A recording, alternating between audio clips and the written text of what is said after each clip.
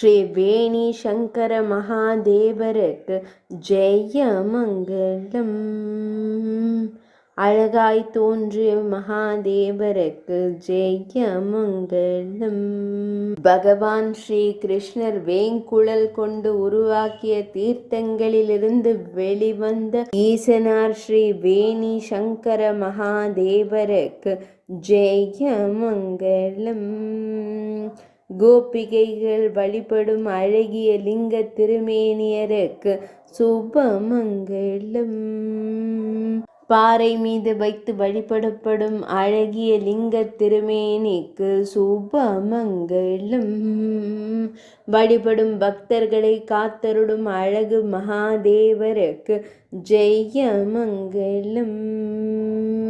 லிங்க திருமேனியராய் திருக்காட்சி தந்தருளும் கைலைநாதனுக்கு சுபமங்கலம்.